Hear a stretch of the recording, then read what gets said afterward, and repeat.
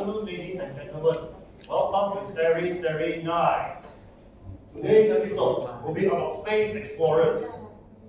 Today is a very special day, as we have very special guests, which will intrigue and surprise you. And I would like to welcome our very first guest.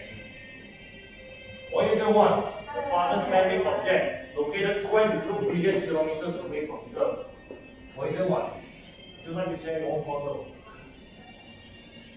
Hello, I'm Voyager 1 and this is my official picture. And our next guest, the James Webb Space Telescope, the largest man-made telescope ever made by humanity. Hi guys! This is the picture of me. And our next guest, the Lunar Reconnaissance Orbiter, the Moon Explorer, launched by NASA in 2009. Hello everyone, and this is my picture. And our next guest, the Apollo 11, the rocket to send Neil Armstrong to the moon in 1969. Hi guys, I'm Apollo 11, and this is Steve Lovejoy on 1969. And our last guest, the Perseverance rover, launched by NASA to explore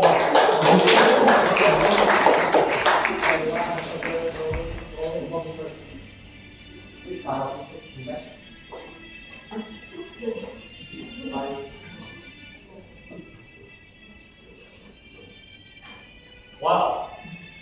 Ladies and gentlemen, I'm sure you never expected today's very special guest to be SpaceX. And fellow space explorers, I am very pleased to have you gather all of you here. Today, we would like to begin our first interview with our very first guest here, Voyager 1. Let's give him a round of applause. So, what is your mission? Hello, I'm Voyager 1 and I was made for the exploration of Jupiter accepted. Once I've completed my goals, my mission was accepted. Now it's called the Voyager Interstellar Mission. My goal now is to extend the exploration of our solar system beyond the sun's sphere of influence and possibly even more. So, what are your discoveries? I made some discoveries when flying by Jupiter accepted. At Jupiter, I found the twin rings circling Jupiter. And this is the ring, and this is the shadow of Jupiter. And I also found two new rings in the planets. And the most interesting discovery is Io, one of the many moons of Jupiter. Images show an orange and brownish moon with at least 8 active volcanoes spewing material into space, making it one of the most geologically active planetary bodies in the solar system. And at Saturn, I discovered 5 new moons, Midas, Satis, and Enceladus, Dione, and Rhea, and also one new ring, which is called the G ring, which is this very blurry line right here. And I also took some images of Titan, the largest moon on Saturn. And images show a very thick atmosphere that completely hides the surface of the planet, which is this hazy texture right here. And based on the data, Titan might be the first planetary body in our solar system apart from Earth where liquid might exist on the surface. Very fascinating indeed. So, ladies and gentlemen, have you ever all seen the discoveries made on Voyager 1 here? Can I have a raise of hands? I see that there are not many of you. Very well. Voyager 1. I never knew this was such a wild adventure. Who would imagine a planet surrounded by 10 moons and a massive ring around it? And Voyager 1, maybe someday we can find an Earth 2.0. Scientists have been recently discussing about it. And Voyager 1, I believe Titan will be the perfect candidate for the second Earth. Right now, I would like to proceed our interview with our very next special guest, James Webb Space Telescope. Hi, I'm JWST and I'm an infrared observatory orbiting the Sun about 1 million miles away from the Earth, and my mission is to find the first galaxies formed in the early universe. I'm designed to answer outstanding questions of the universe and to make breakthrough discoveries in the whole astronomy, in the whole field of astronomy. I will see further into the origins from the formation of stars and planets to the formation of first galaxies in the universe. And here are my discovery. In my discovery, I've captured my first images on 12th of July 2022, and here they are. In the first picture, I brought a ring for you all. It's the Southern Ring Planetary Nebula and its pair of stars. This dimmer star float in the orbit is dying, while this one in the middle is a brighter, younger star. And next, this is the deepest, sharpest infrared image of the universe ever, and it only takes less than 1 day to capture this. And next, a galactic high five for me! Four of the 5 galaxies appear to be touching, one is somewhat separated. And each of them has a white, bright core, while each of them is slightly different from size, structure, shape, and coloring. And next, the grand finale of my first images. Isn't it beautiful? Yeah. Very nice. So this landscape of mountains and valleys speckled with glittering stars is actually the edge of a nearby young star forming of Carina Nebula. And the data of this cosmic eclipse has been translated or sonified into sound. Very fascinating.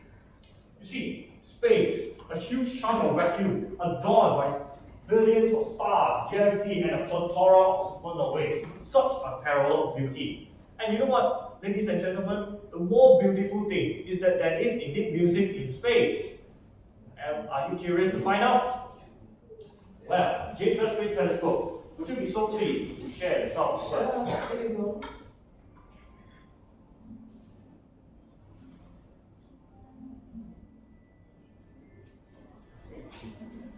Ah, bizarre, yet beautiful.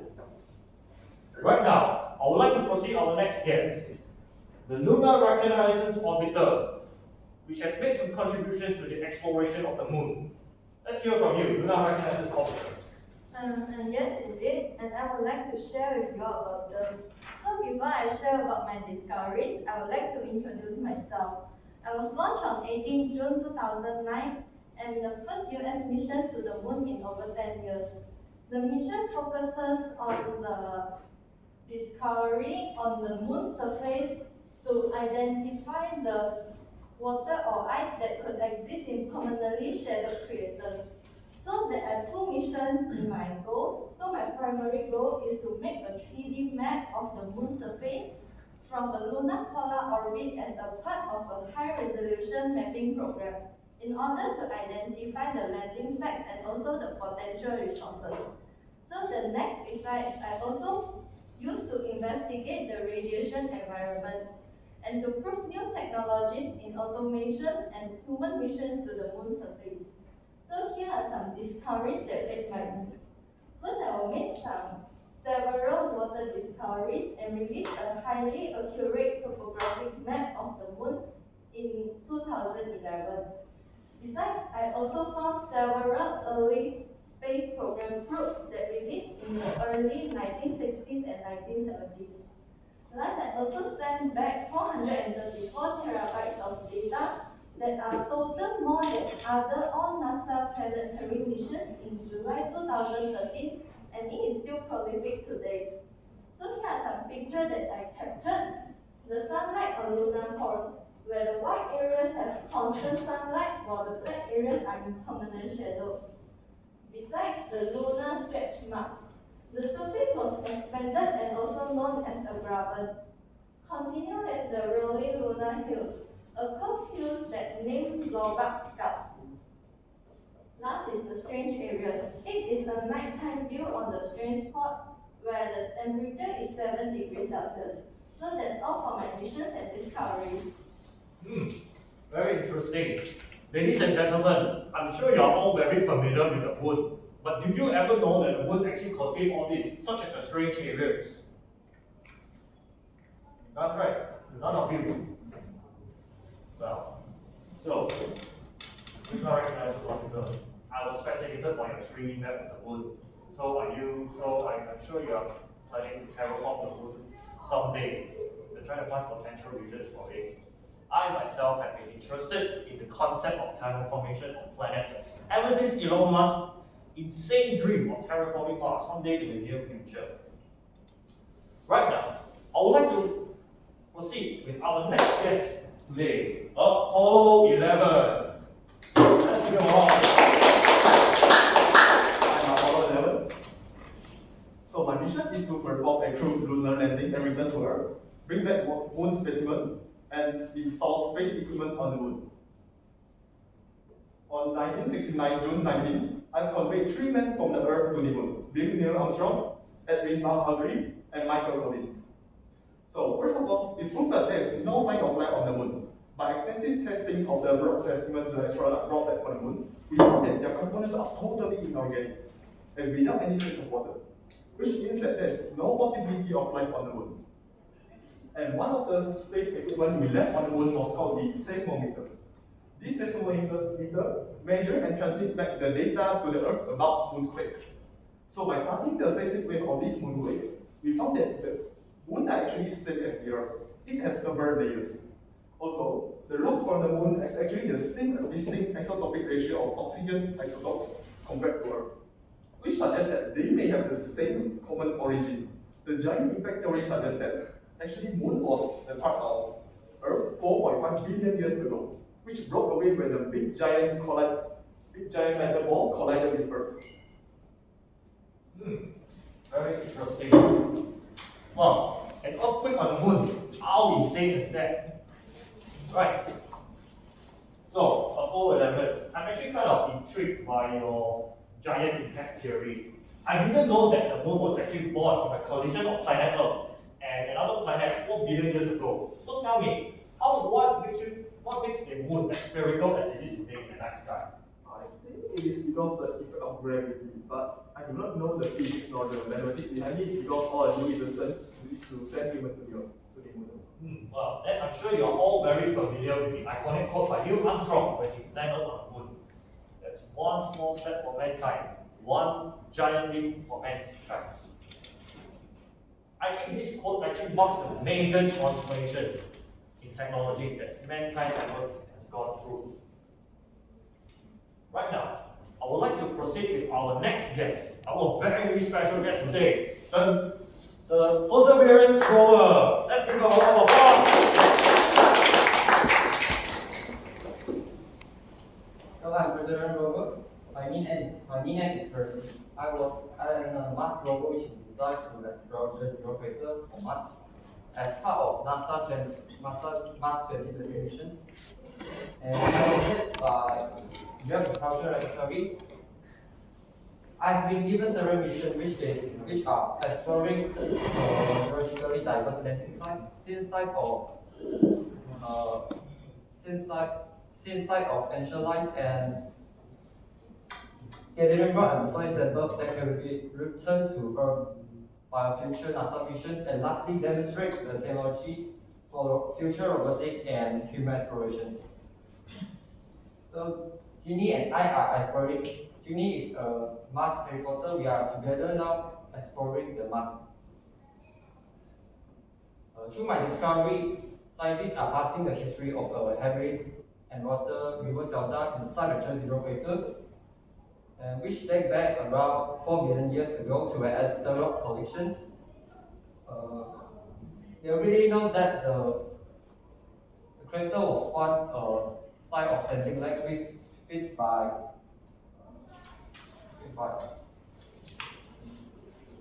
river deposited sediment and rocks. Scientists believe that the Zero crater was once flooded with water and what was home to an ancient river delta. And these are the spots that I have collected the rock and soil sample located at the Zero crater. Thank you. Very interesting.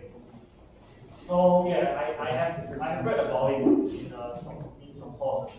Some sources said that Mars used to be a habitable planet a few million years ago, and I believe that the Jerusalem crater here might be impossible evidence because it's the birth of the sign of a river delta. But so far, I only have heard microbiological beings on Mars, but there are also evidences that point to intelligent life forms, such as dislocation and the presence of water underneath the Martian soil. So, space explorers, I would like to ask you a question. You see, you have gone through so much sacrifice discovering the space, universe. So let me ask you, what do you feel? What does all these visions and discoveries mean to you? How do you think your visions and discoveries would have an impact on humanity in the near future?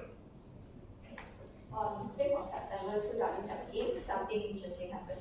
I received a message from Earth. This was started from a social media campaign called #MessageVoyager, where NASA invited the public to submit short and uplifting messages to be sent to space. The final message was voted by the public to be sent to the outer space and all that lies beyond it. The final message was, we offer friendship across the stars. You are not alone. In the end, I'm glad that we realized such beauty beyond the skies. And I have a message to you all. I hope that you will fly freely among the stars and never be alone.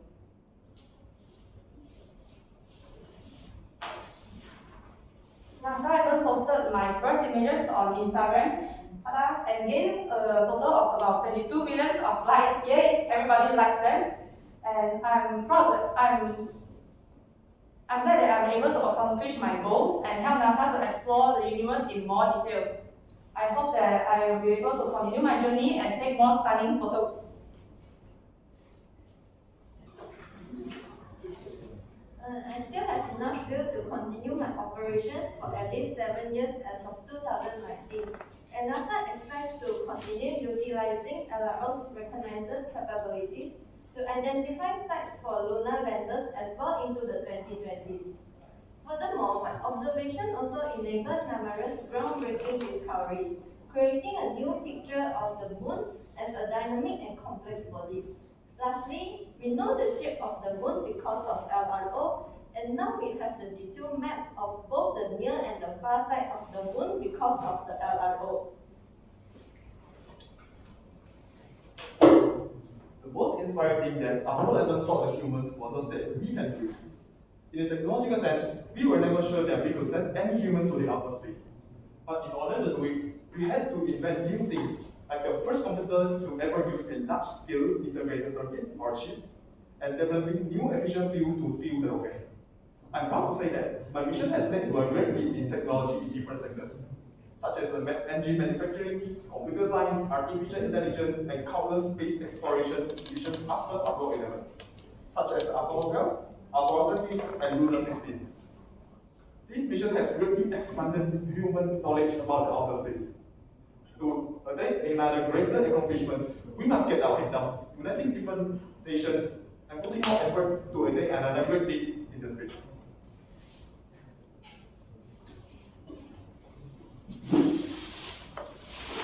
My mission on Mars will continue until the day I have enough functions. I will continue to collect the raw observatory sample for the NASA sample return mission, which is let other robots to collect the sample and send back to Earth in 2030.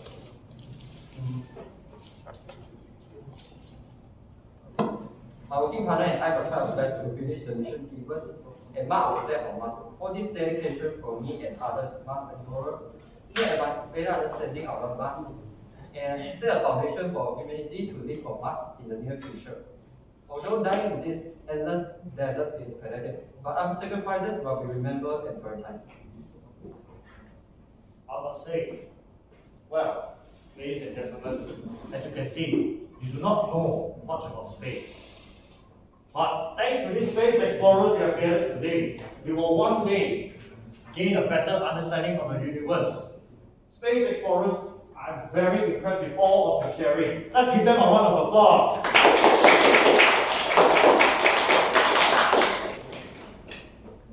As Albert Einstein once said, delve deeper into nature and you will understand it better. And may this understanding change how human beings perceive their surroundings for the better. Space explorers, you are all the epitome of human creation. I hope you will all succeed in your missions. I look forward to see its fruition. Now, I would like to open to the Q&A session. Which is the oldest space type? The oldest space type is Apollo 11. Then I'm the second oldest. What do the colors of your shirts mean? Well, actually the colors of the shirt actually signifies how colorful space is. You see, space is beautiful. It's full of colors, such as the shirts we are wearing right now.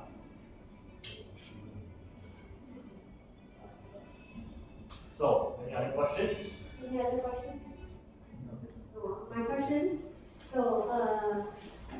Is there any suggestion what we can do to encourage more people to explore the space? How do we encourage more people to explore space? Is there anything that we can do? Well, I mean, people can enjoy the sheer beauty of space, and so maybe one day, humanity can move to another planet, gain a better life, and most importantly, how we encourage humans to explore space more is to instill the curiosity in them. You instill curiosity in them. It's so much, like I said, there's so little we know of space. But once you instill curiosity, they have the urge to explore space. Okay. Any others want to add in? I believe that making it the information easier to access for people will encourage people to know more. Especially like NASA, when they put the pictures on Instagram, they encourage people to search for more information. Like what is going on with the pictures? Why is it colorful? Does it mean that it's very colorful, or is just like photo editing, but it's really good? Alright. Okay. So I think that's all from me. So we stand here for a while. Let me take a look. Okay, I'm here to